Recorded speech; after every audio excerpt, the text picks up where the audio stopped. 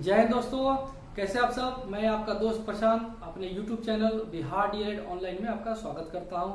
Friends, इस platform के माध्यम से आप घर बैठे अपने डीएलएड सेकेंड ईयर के एग्जाम की प्रिपरेशन कर सकते हैं, ठीक है ना। चलिए तो आज बात करते हैं फ्रेंड्स। आज के इस सेशन में हम लोग डिस्कस करेंगे S2 का यूनिट 2, है ना। ऑलरेडी हम लोग इस S2 का यूनिट 1 कर चुके हैं, 4-5 पार्ट में है, वो आप लोग मेरे वीडियोज में जाके उसको देख सकते हैं। आज के इस सेशन में हम लोग S2 का जो यूनिट 2 है उसको हम लोग कवर करेंगे, जिसमें हम लोग को आज स्टडी करना है बाल विकास और सीखना, ठीक ना। बाल विकास और सीखना, ये हमारा आज का यूनिट है, ठीक है ना। इसी में हम लोग डिस्कशन करेंगे।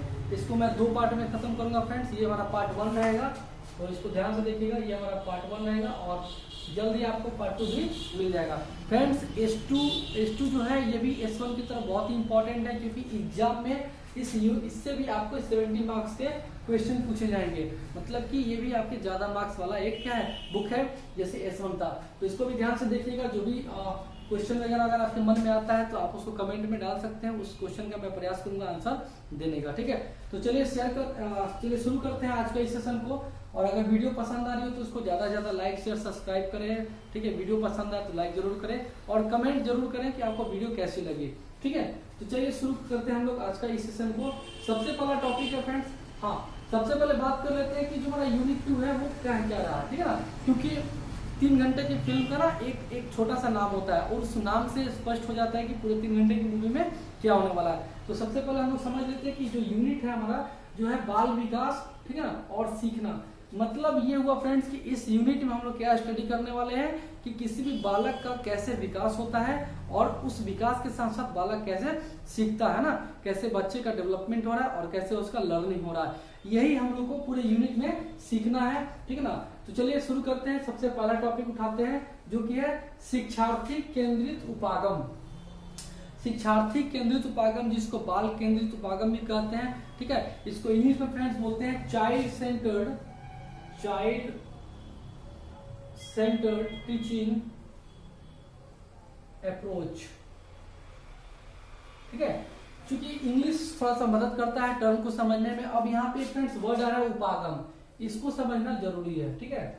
उपागम, तो फ्रेंड्स यहाँ उपागम को हम लोग क्या बोलते हैं, अप्रोच, ठीक है ना। उपागम का मतलब होता है अप्रोच, की एक शिक्षक बच्चे को सिखाने के लिए या बच्चे के विकास के लिए, है ना, क्या अप्रोच करता है ना, क्या तरीका अपनाता है। यहाँ उपागम का मतलब हो गया फ्रेंड्स शिक्षण प्रणाली। शिक्षण प्रणाली मतलब बहुत सारे नियम कानून कायदे बनाए जाते हैं बच्चों को पढ़ाने के लिए। तो वहीं पे क्या है, एक शिक्षण प्रणाली है, इसी को उपागम बोलते हैं। इस टर्म को समझना जरूरी है। अगर ये टर्म समझ जाते हैं तो ये आपका पॉइंट ऑलरेडी खत्म हो जाएगा। आइए बात करते हैं कि शिक्षार्थी केंद्रित उपागम क्या होता है, जिसको हम लोग बाल केंद्रित उपागम भी कहते हैं। फ्रेंड्स, बाल केंद्रित उपागम का अर्थ ये हुआ कि एक बालक जो भी सीखता है, सीखने का मतलब क्या हुआ, उसके अंदर जो भी रुचि है, जो भी उसकी क्षमता है या जो भी उसकी प्रवृत्तियां है, उसको ध्यान में रखते हुए उसके मद्देनजर शिक्षक क्या करता है, एक प्रणाली का निर्माण करता है, एक शिक्षण प्रणाली का निर्माण करता है और उस प्रणाली के हिसाब से वो क्या करता है, बच्चे का अधिगम करता है, ठीक है ना। इसी को हम लोग क्या बोलते हैं, तो शिक्षार्थी केंद्रित उपागम या बाल केंद्रित उपागम। समझ में आ गया, ठीक है ना। कैसे बोलेंगे कि बाल केंद्रित उपागम का अंतर्गत बालक की रुचियों, क्षमताओं और उनकी प्रवृत्तियों को ध्यान में रखकर जब शिक्षक शिक्षण प्रणाली करता है या उनका अधिगम करता है तो उस प्रोसेस को हम लोग क्या बोलते हैं, तो चाइल्ड सेंटर्ड टीचिंग अप्रोच या बाल केंद्रित उपागम बोलेंगे। फ्रेंड्स, बाल केंद्रित उपागम एक बहुत ही इंपॉर्टेंट टर्म है, इसको समझना जरूरी है। इसमें बच्चे को ना व्यक्तिगत शिक्षण दिया जाता है। मतलब क्या हुआ कि बच्चा खुद से करता है। आपको याद होगा फ्रेंड्स, एनसीएफ 2005 में मैंने चर्चा किया था। एनसीएफ 2005 जो शिक्षा नीति थी, इसमें भी बोला गया था चाइल्ड सेंटर्ड लर्निंग के बारे में। मतलब बाल केंद्रित शिक्षण की जो भी अध्ययन अध्यापन की प्रक्रिया चल रही है कक्षा कक्ष में, उसमें बच्चे को सेंटर पे रखा जाता है और फिर उसका अधिगम किया जाता है, फिर उसको सिखाया जाता है। ये एनसीएफ भी कहता है। तो कहीं ना कहीं इससे ये रिलेटेड है कि जो बाल केंद्रित उपागम है उसमें बच्चे को खुद से करने का मौका दिया जाता है। बच्चे के हिसाब से शिक्षक को चलना होता है। बच्चे को देखकर, उसको मॉनिटर करके, उसकी रुचियों को ध्यान में रख के, उसकी क्षमताओं को ध्यान में रख के, उसकी जो प्रवृत्ति है, जो उसका नेचर है, उस सब को ध्यान में रख के उसका शिक्षण करना वही क्या कहलाता है, तो शिक्षार्थी केंद्रित उपागम कहलाता है। इसमें फ्रेंड्स, इसमें जो होता है ना बच्चे का व्यक्तिगत शिक्षण होता है उसको महत्व दिया जाता है, मतलब बालक खुद से करता है और खुद करके सीखता है, ठीक, इसीलिए इसको बोलते हैं व्यक्तिगत शिक्षण का महत्व इसमें ज्यादा बढ़ जाता है, ठीक है ना। आगे कुछ पॉइंट और बात करोगे फ्रेंड्स, इसमें बालक का व्यक्तिगत रूप से निरीक्षण किया जाता है, क्योंकि बालक जब खुद से करेगा तो वहां पे शिक्षक का काम जो होता है ना वो थोड़ा सा बदल जाता है। यहाँ पे जैसे मैंने कल भी बताया था फ्रेंड्स की वीडियो में एनसीईआरटी 2005 में कि शिक्षक क्या है, एक फैसिलिटेटर है, मतलब एक मार्गदर्शक है। मतलब क्या करेगा कि जब बच्चे किसी कार्य को करेगा या करने का प्रयास करेगा तो शिक्षक क्या करेगा, उसका मॉनिटरिंग करेगा, मतलब निरीक्षण करेगा, और निरीक्षण करके बालक को कार्य को करने में जो भी समस्याएं आ रही है उसका वो तुरंत क्या करेगा, निदान करेगा, निराकरण करेगा या उसकी समस्या का वो समाधान करेगा। यही कहता है शिक्षार्थी केंद्रित उपागम, मतलब जो बच्चे हैं उसको सेंटर में रख के हमको शिक्षण अपना करना है, अधिगम करना है। इसमें फ्रेंड्स बच्चे के अंदर जो होता है ना सेल्फ डिसिप्लिन डेवलप होता है, क्योंकि बच्चा खुद से करता है तो वो जागरूक रहता है कहीं गलत ना हो जाए, मतलब क्या होता है उसके अंदर एक डिसिप्लिन पैदा होता है ना। क्योंकि अनुशासन आप सभी लोग जानते हैं दो प्रकार का होता है, एक सेल्फ डिसिप्लिन और एक जो अदर्स के द्वारा दिया जाता है, दूसरे के द्वारा दिया जाता है। तो यहाँ पे बच्चे के अंदर ना सेल्फ डिसिप्लिन आता है और सबसे बेहतर अनुशासन स्व अनुशासन कहलाता है, ठीक है ना। मतलब कि अगर आप खुद में डिसिप्लिन है तो आपको कहीं से किसी से सीखने की आवश्यकता नहीं है, मतलब इसमें स्व अनुशासन की भावना भी पैदा होती है। इसी को हम लोग बोलते हैं शिक्षार्थी केंद्रित उपागम या बाल केंद्रित उपागम, ठीक है ना फ्रेंड्स। आई होप कि आप इस चीज को समझ रहे होंगे। चलिए आगे बात करते हैं फ्रेंड्स।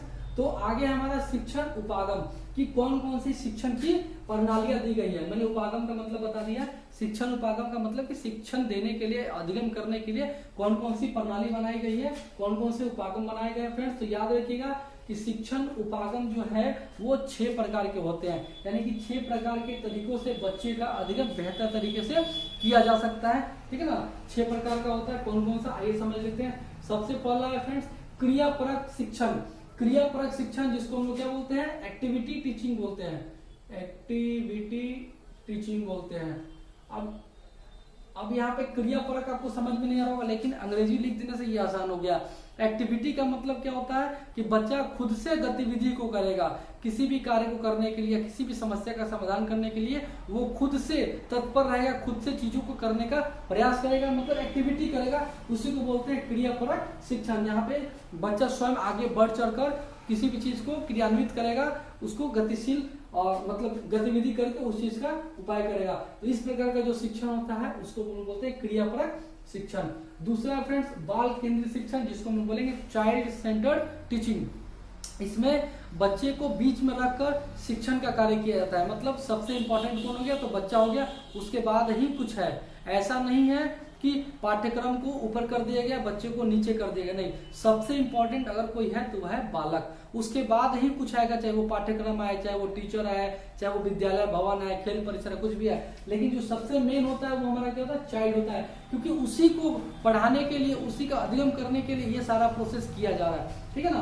तो ये भी एक उपागम हो गया। तीसरा है रुचिपूर्ण शिक्षण, मतलब इंटरेस्टिंग टीचिंग बोल सकते हैं, इंटरेस्टिंग टीचिंग, ठीक है ना। मतलब कि अगर शिक्षण प्रक्रिया क्या हो, एक रुचिपूर्ण हो, रुचिपूर्वक किया जा रहा हो, बच्चे को उसमें मजा आ रहा हो, आनंद आ रहा हो, तो वो ज्यादा इंपॉर्टेंट हो जाता है और बच्चे वहां अच्छे से सीख सकते हैं, सीख पाते हैं, ठीक है ना। इसीलिए इसका भी एक अलग ही महत्व है। चौथा है सहभाग शिक्षण। फ्रेंड सहभाग का मतलब होता है पार्टिसिपेशन टीचिंग। अब देखिए पार्टिसिपेशन का मतलब क्या होता है कि शिक्षक ने कुछ कार्य बच्चों को दिया करने के लिए, अब वहां पे अगर बालक का पार्टिसिपेशन नहीं आ रहा है, मतलब बालक बढ़ चढ़ के कार्य को नहीं करने का चाह रहा है, तो वो कहीं ना कहीं सीख नहीं पाएगा। मतलब उसका पार्टिसिपेशन होना चाहिए, उसका जो सहभाग है वो होना चाहिए उस कार्य के प्रति। इस शिक्षण को हम लोग बोलते हैं सहभाग शिक्षण। अगला है बहुस्तरीय शिक्षण विधि, मतलब की multi step learning, multi step teaching बोलेंगे, मतलब बहुत सारे स्टेप में किस चीज को बताना। ऐसा नहीं कि किसी समस्या का समाधान एक तरीके से हो सकता है, बहुत सारा तरीका होता है, तो मतलब मल्टी स्टेप करना, क्या बोलेंगे इसको, मल्टी स्टेप, बहुत सारे तरीकों का उपयोग करना, मल्टी स्टेप लर्निंग इसको हम लोग बोलते हैं, ठीक है ना। अंतिम में बहुकक्षा शिक्षण। बहुकक्षा शिक्षण का मतलब मल्टी क्लास टीचिंग, मतलब बहुत सारे क्लास में बच्चों का शिक्षण अधिगम किया जा रहा है, उसी को हम लोग बोलते हैं बहुकक्षा शिक्षण, ठीक है ना। इसको ध्यान रखिएगा। ये 6 प्रकार के आपके उपागम होते हैं। चलिए आगे बात करते हैं फ्रेंड्स। अगला जो टॉपिक है वो है बाल केंद्रित शिक्षण की विशेषताएं। कि बाल केंद्रित शिक्षण करते हुए मतलब बच्चे को बीच में रखते हुए जब उसका शिक्षण किया जाता है उससे कौन कौन से फायदे होते हैं, मतलब कौन कौन से उसके विशेषताएं हैं। तो सबसे पहला फ्रेंड्स कि यह एक पूर्ण रूप से क्या है, मनोवैज्ञानिक प्रोसेस है, मनोवैज्ञानिक प्रक्रिया है। मतलब क्या हुआ कि इसमें मानसिक गतिविधियां भी चलती रहती है, इसीलिए इसको मनोवैज्ञानिक प्रक्रिया बोलते हैं, ठीक है ना। दूसरा फ्रेंड्स कि इसमें बालक की प्रधानता होती है। अभी मैंने बता दिया कि ये चाइल्ड सेंटर्ड ऑलरेडी है तो बालक की प्रधानता होगी। इसमें बच्चे का जो विकास होता है ना वो ज्यादा अच्छे से होता है। बच्चे का क्षमता को पहचाना जाता है, उसकी क्या प्रवृत्ति है उसको नेचर का पता लगाया जाता है, ये सब इसकी विशेषताएं हैं। इसके अलावा यह एक सरल और रुचिपूर्ण तरीका है किसी भी अधिगम को करने के लिए। साथ ही साथ इसमें आसानी से नवीन ज्ञान का बच्चा सृजन करता है, जल्दी से नए नए ज्ञान को अर्जित करता है, सीख लेता है। साथ ही साथ इसकी एक और विशेषता बोल सकते हैं कि बच्चा इसमें सेल्फ एक्सप्रेस करना सीख जाता है, मतलब सेल्फ एक्सप्रेशन की भावना उसके अंतर्गत आ जाती है।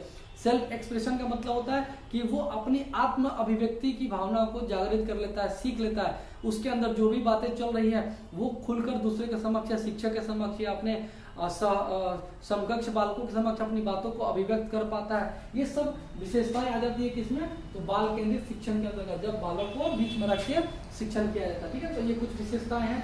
अगला है फ्रेंड्स बाल केंद्रित शिक्षण का महत्व।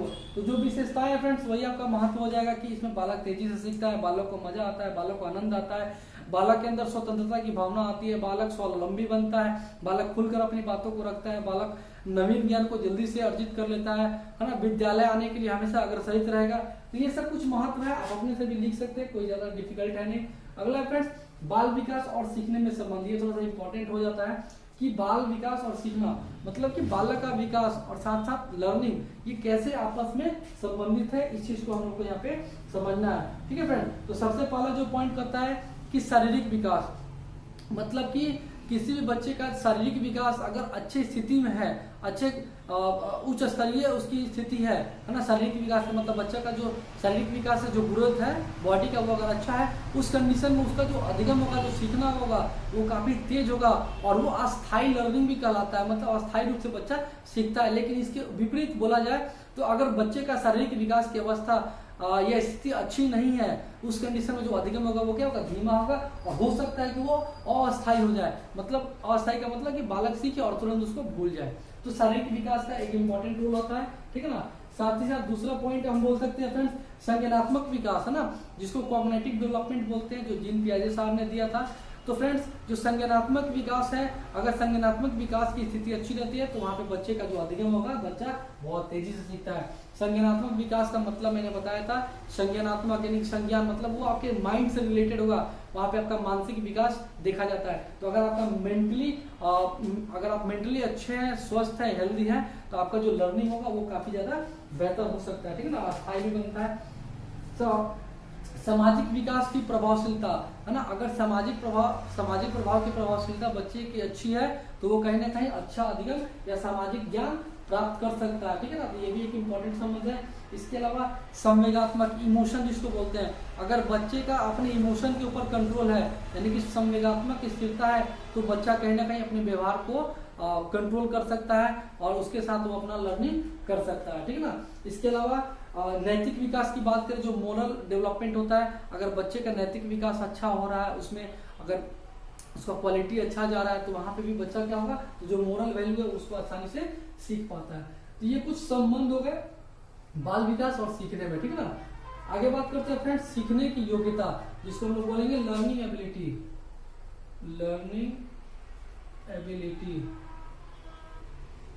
अब यहाँ पे सीखने की योग्यता का मतलब क्या हो फ्रेंड्स, लर्निंग मतलब बच्चा सीखता कैसे है, उसके अंदर कौन कौन से योग्यता है, एबिलिटी है, कैसे उसके अंदर ये कौशल आएगा। तो फ्रेंड्स आप सभी जानते हैं कि सीखना क्या है, सीखना एक कंटिन्यूअस एंड कॉम्प्रहेंसिव प्रोसेस है, मतलब यह एक सतत और व्यापक चलने वाली प्रक्रिया है जहां बच्चा अपनी माँ के गर्भ से ही सीखना शुरू कर देता है और जीवन के हर एक स्टेप में वो सीखते जाता है, बल्कि मरणोपरांत तक सीखते रहता है। तो यानी कि सीखना क्या हुआ, तो जीवन पर्यंत चलने वाली एक प्रक्रिया है जहां वो जिंदगी भर कुछ ना कुछ सीखते रहता है, ठीक ना। आगे बात कर लेते हैं फ्रेंड्स कि जो व्यक्ति जितना तत्पर रहता है सीखने के लिए, है ना, उसका मानसिक विकास उतना ही ज्यादा होता है। तो ये भी एक इंपॉर्टेंट टर्म है सीखने की योग्यता की बात करें, ठीक ना। इसके अलावा जैसे आप लोगों ने देखा होगा महाभारत में कि अभिमन्यु जो था वो गर्भ में ही सारी जो भी प्रक्रिया थी, मतलब रण युद्ध में कैसे उसको भेदना है, जो भी उन लोगों ने जाल बिछाया था, है ना, उनका जो लक्ष्य था उसने गर्भ में ही सीख लिया था। कहने का मतलब क्या हुआ कि सीखने की जो प्रक्रिया है वो गर्भ काल से ही शुरू हो जाती है। यहाँ पे एक स्किनर साहब ने एक स्टेटमेंट दिया था कि व्यवहार के अर्जन में जो प्रगति होती है उस प्रक्रिया को सीखना बोलते हैं। स्किनर साहब का स्टेटमेंट था कि चूंकि सीखना क्या है, व्यवहार में परिवर्तन होता है। चूंकि स्टार्टिंग में जो था ना, मनोविज्ञान को मन का ज्ञान, आत्मा का ज्ञान, चेतना का विज्ञान बोला गया था, लेकिन बाद में जो जेबी वाटसन साहब थे उन्होंने बोला था कि नहीं, जो मनोविज्ञान है वो क्या है, वो एक व्यवहार का अध्ययन है। मतलब व्यवहार में परिवर्तन ही क्या कहलाता है, सीखना कहलाता है। अगर आप सीख रहे हैं, अगर आप किसी को सिखा रहे हैं और उसके व्यवहार में परिवर्तन नहीं आ रहा है, मतलब वो व्यक्ति नहीं सीख रहा है। मतलब कि व्यवहार में परिवर्तन वही क्या बोलते हैं हम लोग, तो सीखना बोलते हैं, ठीक ना। इसी के आधार पर स्किनर साहब ने कहा था कि अगर आप व्यवहार का अर्जन कर रहे हैं और उसमें प्रगति हो रही है, मतलब आप बढ़ रहे हैं आगे, तभी जाके बोल सकते हैं कि यस यू आर लर्निंग, मतलब आप सीख रहे हैं, ठीक ना। आगे बात करते हैं सीखने की विशेषताएं। फ्रेंड्स, सीखने की विशेषताएं मतलब कि अगर आप सीख रहे हैं तो उसकी क्या क्या विशेषताएं होती है। तो सबसे पहले विशेषता मैंने बता दिया कि सीखना क्या है, एक लगातार चलने वाली प्रक्रिया है जो लाइफ टाइम चलते रहती है।